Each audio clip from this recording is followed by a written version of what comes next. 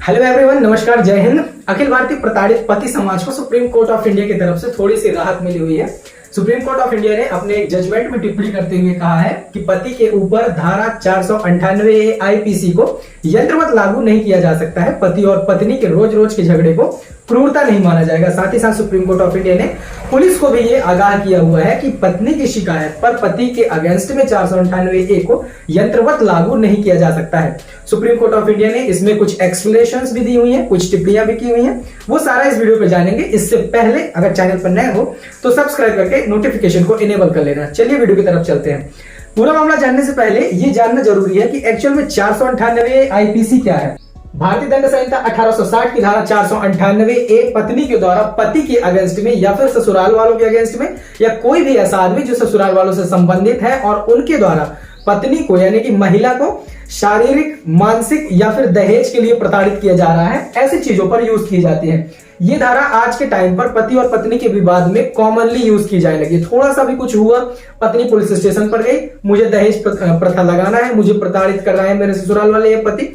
हालांकि इस पर सुप्रीम कोर्ट ऑफ इंडिया ने स्पेसिफिकेशन भी दिया हुआ है, लेकिन यहाँ पर ये अभी आज के टाइम पर कॉमनली यूज होने लगी है। इस पर हाई कोर्ट झारखंड ने भी कहा था कि अब पत्नियां जो है उसे एक हथियार की तरह इस्तेमाल करने लगी हैं 498 ए को। सुप्रीम कोर्ट ऑफ इंडिया ने पत्नी के द्वारा पति या ससुराल वालों के अगेंस्ट में जो भी क्रूरता के एफआईआर दर्ज किए जाते हैं उसमें धारा 498 ए को यंत्रवत लागू करने यानी कि यांत्रिक रूप से लागू करने के लिए पुलिस को भी आगाह किया है कि इसकी एफआईआर में इसे जल्दी इंक्लूड ना किया जाए। यहाँ पर आप देख सकते हैं अदालत ने कहा उन सभी मामलों में जहां पत्नी उत्पीड़न के दुर्व्यवहार का शिकायत करती है, आईपीसी की धारा 498 ए को यांत्रिक रूप से लागू नहीं किया जा सकता। प्रत्येक वैवाहिक आचरण जो कि दूसरे के लिए जुझलाहट का कारण बन सकता है क्रूरता की श्रेणी में नहीं आता है।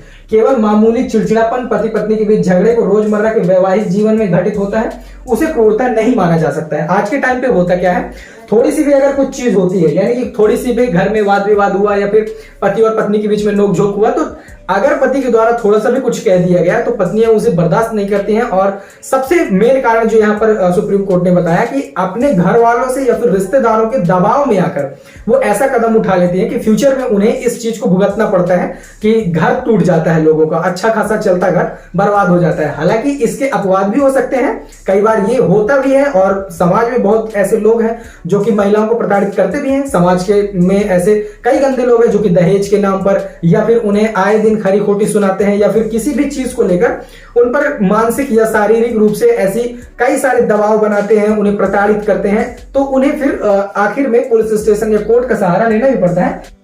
जस्टिस जेबी पारदीवाला और जस्टिस मनोज मिश्रा की खंडपीठ ने फिरौती के लिए पति को पकड़ने के लिए पुलिस मिशनरी के इस्तेमाल के प्रति आगाह किया, जिसमें पत्नी अपने माता पिता या रिश्तेदारों दोस्तों के उकसावे में आकर उस पर दबाव बनाती है। तो कई बार आपने देखा होगा कि ऐसा भी होता है कि महिला जो है वो अपने घर में या फिर अपने मायके वालों के में उकसावे में आकर, दोस्तों के उकसावे में आकर छोटी छोटी बातों को लेकर बड़ा इसमें बवंडर बन जाता है और फिर लोगों का घर टूट जाता है। इस चीज को यहाँ पर सुप्रीम कोर्ट ने हाईलाइट किया हुआ है।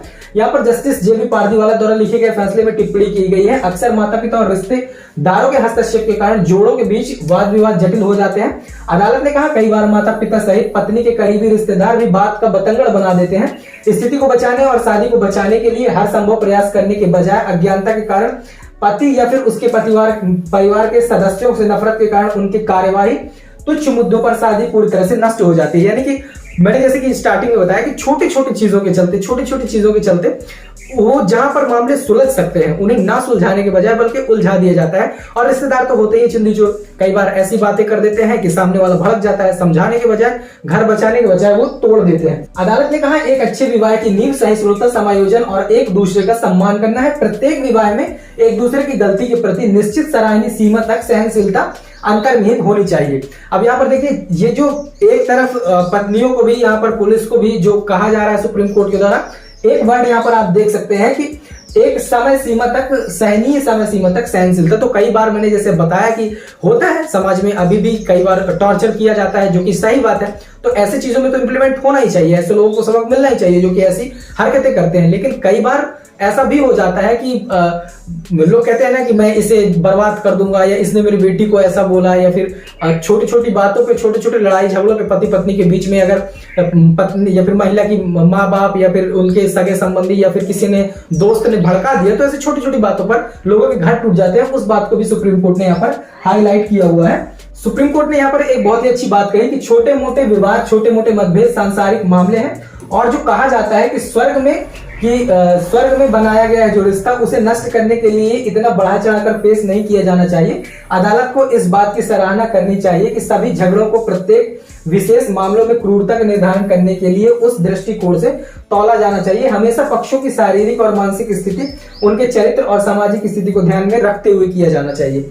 तो ये जो टिप्पणी है, ये सुप्रीम कोर्ट ऑफ इंडिया के द्वारा दो रिश्तों को बचाने के लिए या जो दो घरों को बचाने के लिए की गई है।